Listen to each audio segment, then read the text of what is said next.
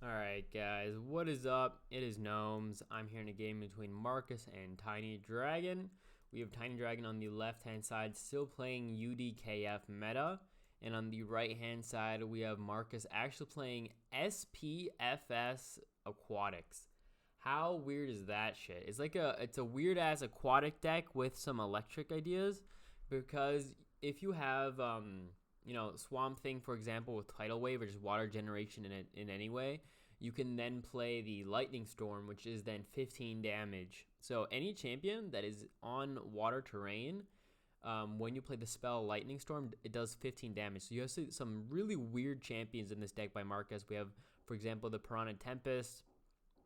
We have the Peaks Dew, also very weird. I mean, it has Ally FS, so in this case, it is a bit better. But even with Ally FS, to me, it's just a bit lackluster, even with this ability. Like, look at it. It's Dissipate, so its damage isn't even that high. Usually, you're like, hey, look, 11, 4-6 range, 11 damage, and it's flying, sure. But that's with Ally. It's still kind of just like, And then Dissipate, meaning if you're at full range, you're doing -4. And then you have Tidal Wave, which is nice, I guess. So there's a good AoE, but then like Gift Dew, are there any elementals or hyenas in here? I guess it works on him, right? You can give the Storm Orb regen, but other than that, you can't give anything else regen. So it's just, I don't know. I find this champ, he plays the battle group because it's fun, so that's commendable in itself. This doesn't cost any AP, so I'm not exactly sure why he hasn't just played on the Storm Orb. Like, might as well just throw it out, because it'll be off cooldown by the time you want to play it on somebody else. Might as well have that regen on him, because it is one of those abilities that you want on it before, in that turn. Thing is, I don't think this battle group by Markus actually has any counter to summons, so this should kind of already be GG, right? Like, how is he going to get rid of the Lurper as well as the Wolf efficiently? Tidal Wave can, yeah, exactly. He's gonna dodge that. So now Tidal Wave only ever hits one champion. He can hit this once. He can actually kill it, like 11 plus. Yeah, so you can kill the wolf and then get 5 HP through the Leech Vitality. That's what he's gonna do. Thing is, though, with the teleport, you can actually get to this bottom font. So he has to deploy there next turn, or this turn, I mean.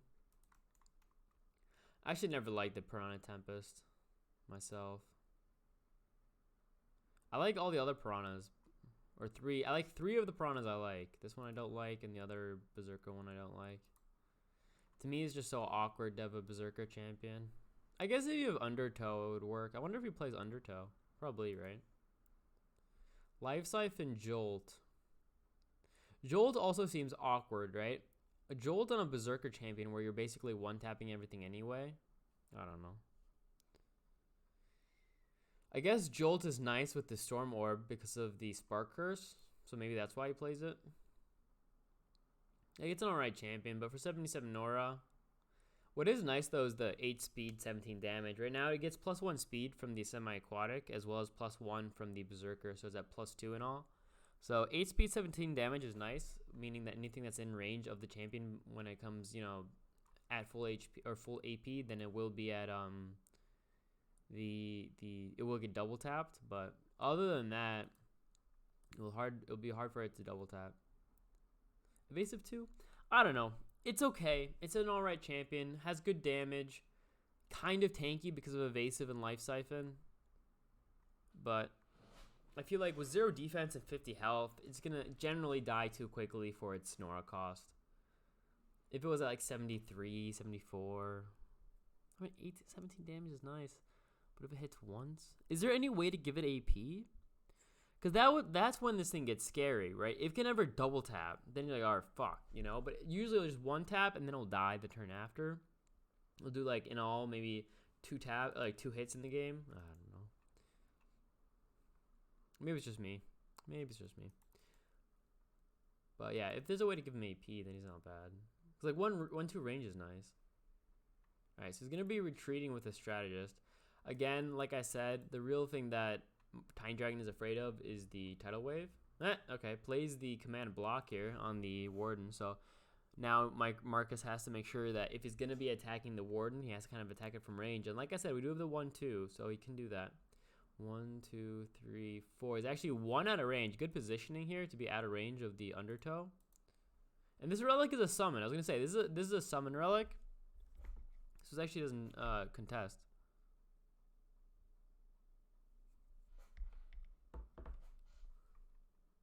Huh, that's interesting. Plays the Arrow Singer right away and then gives it the Grant Action Potion so it can use the Archery Bale. And I think the reason he did that is he just wants it on cooldown. It might have been an alright idea to save AP, but I think he assumes that there won't be a fight for a while. So he's like, alright, I'm just going to play the Archery Bale, get that on cooldown. Yeah. Now this champion I love. Zolt is such a scary champion. Again, Lightning Storm. Interesting. Lightning Storm doesn't really work on water terrain. Like I said, the spell Lightning Storm works, but not the ability. So hopefully I didn't confuse you guys with that. There's a spell called Lightning Storm in the Shatter Peaks that does 10 damage and then, you know, jolt. But then there's also, okay. Tidal Wave. It's a very far tidal. Like, why did you do that? Kind of a lot of AoE though, right? Tidal Wave, Jolt. Wow, okay. He literally just used double Tidal Wave just to kill that summon. Not a bad idea. I mean, he got rid of it. These things are now on cooldown. I'm gonna kill this relic as well. Probably retreat. The reason he wants to kill this relic is just because he doesn't want anything teleporting, you know? But he just used double Tidal Wave and they're both at 0 AP. So whatever attack comes out now from TinyDragon will be kind of hard to, you know, counter the counter engage, right? So that was the slight engage by Markus to kill the summon and kill the relic. But now, it really depends on what Tiny, like even if TinyDragon doesn't go in, if TinyDragon just chills now, he's not behind, right? We could see a pull though. Pull on the Tempest. I would want to see my Storm Orb die. So I would remove or have the Tempest go back, right? Because you want the Storm Orb to die, if anything. It's only 54 Nora. Yes, the Spark Curse is important, but this is a 77 Nora champion versus a 54. So I would really want to see this retreated 2 spaces. It's kind of important. He doesn't. Okay. Like here, what I could maybe... I mean, the pull will move it only until here. It will not move it 2 spaces, but... I don't know. Can we see a kill? We only have 1 tap coming from the Arrow Singer. That was also one reason that it was actually pretty smart to move in this turn by Markus, is because the Grant Action Potion was already used and he was at 1 AP. He knows that nothing is in range of this Arrow Singer to get double tapped, right? He's not allowing time for the preparation to stack, for the Grant Action to come off cooldown again. Like if he had gone next turn or the turn after, this thing would be at full AP. And that means that it can also start double tapping things and maybe just get, you know, 1 kill or a kill. So it's kind of hard to say. So he uses both of his abilities, gets a kill on a summon, gets a kill on a summoned relic as well. So he hasn't really killed anything that costs Nora. But he used cooldowns, right? He used 2 cooldowns, 4 turns and 4 turns here. He deployed middle, and then he has this Zolt coming forwards, right? That's also kind of scary. We do have swap on the Peaks Marid. So we can move the Zolt inwards, or at least this way. There's those pounce. 40 damage. Like I said, he still hasn't used the Gift Genie for some reason. They just played on something, right? Oh, he did, right here. There it is. It's on the Storm Orb. I didn't see it. Okay, so there's the Apocalypse Sage using the Premonition. It doesn't really matter here because there are no abilities here that would really click on anything, right? There's no... Like, it doesn't really matter too much. It's only abilities, not spells. So spells could still work if you use, for example, the undertow here to move him this way. 1, 2, 3, 4. Undertow this way. He actually doesn't attack though. He's actually 1 off. Oh well, you could use the swap, so that would let him attack. What's this? All right, now we have Horn of Order here. Gonna move him probably top. Yeah, the drive gonna move the Zolt all the way top.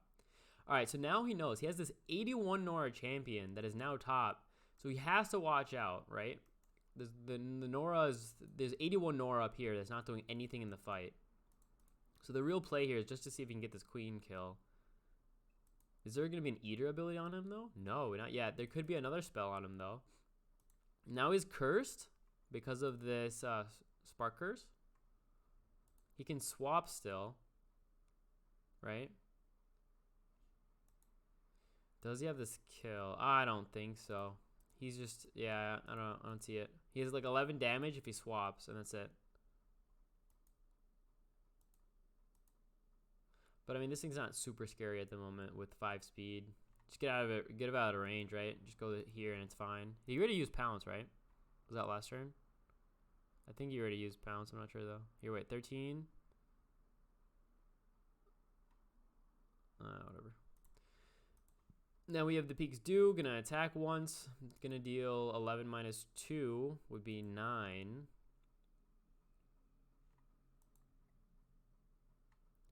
9 plus 3 is 12. 26 minus 12 is 14.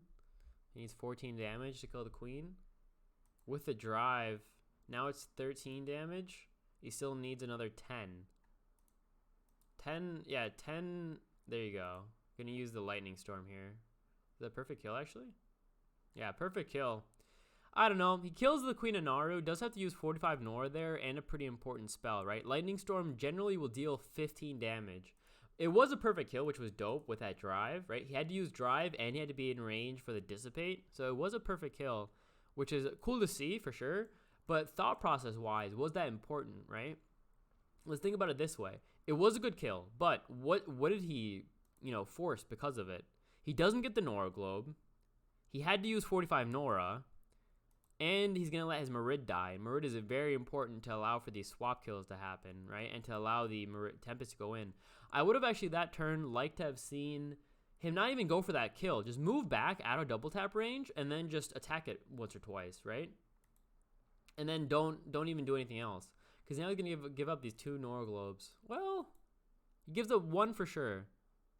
Like, this one is his. Can he get this one, though? Not yet. He could mischief, but it won't give him AP, but it'll take 1 away. He didn't mischief there, I don't think. So that was going to misplay a tiny bit. But yeah, okay, so this Nora Globe is safe, but the Marid is kind of important. It's not an expensive champion, but it's a very important champion. So, I don't know. I think he could have there not killed the queen, stayed back, and just been happy with getting middle, Keep Marid alive for the queen. I think would have been a good play, especially with that flying and the jolt and the swap to get this thing in play. I think the Queen of Naru was less valued, especially when you lose the Nora Globe like that. If he had gotten the Nora Globe, then I would say, okay, it's about even. But with him losing the Nora Globe, definitely not worth it. Ooh, okay, this is interesting. Warden of the Path very far forwards. Now, we have to assume the Eater is on him, so attack first with the Swamp Thing, right? You're going to always attack first with him. He's going to want to attack first with a Tempest because of the Jolt, so he wants to cause the Cursed from the Spark Curse. But because, thing is, I assume, I'm pretty positive we're going to see the Eater ability, the spell. Like, I don't think he should attack here first with the Tempest. Alright, he doesn't have it. Never mind. Good. I'm not sure. There's no he just gets the kill. Wow. Okay. What the heck is this? I mean, he'll die again to Jolt, though. Actually, no, he hasn't attacked. Never mind. I would have, I don't know. I think he should have attacked first with the Swamp Thing. I think that was risky to attack like he did now. Go kill with the Dew. Get the Nora Globe. He really needs to be getting these Nora Globes. He keeps not doing it. Ah, okay, that's what was on him. Was that worth it? I mean, he just allowed one of his champions to basically die just to contest the font for a turn. I mean, yeah, they wasted their AP, but... Huh. So yeah, that's why he didn't have the Eater ability on him, or the Eater spell. The Protection is called, right? Protection. He didn't have Protection on him. Instead, he had the Retreat, Strategic Retreat, or whatever. I don't play KF, guys. I don't know the names of these spells, I swear. Nice there. Yeah, I was gonna say that's the Hynid Breaker that allows static greeting plus the Spark Curse is so strong, right? They're all cursed now, such a strong. And they're and the de-stealth. So it should be game. I mean, I did not think that Markus would win this, but he's doing so well here. There's a sacrifice. Okay, that's huge. Does he have double tap? No, he's not. He's out of double tap range. I mean, this thing has evasive anyway, so it's pretty immune to him. But there's just nothing here now. It's what, 4 champions? He gets both Nor Globes though, if he wants. But getting this one is a really bad idea, to be honest. He could get this one, but okay, so now he can double tap. Attack. I mean, like I said, the evasive, he's only taking 7, right? Instead of a 12, he's taking 7. So it's not even a kill yet. And now the Arrow Singer has that vulnerable. There you go, GG. Wow. I did not think Markus would win that. That was crazy. It's such a weird plays, but he somehow did it.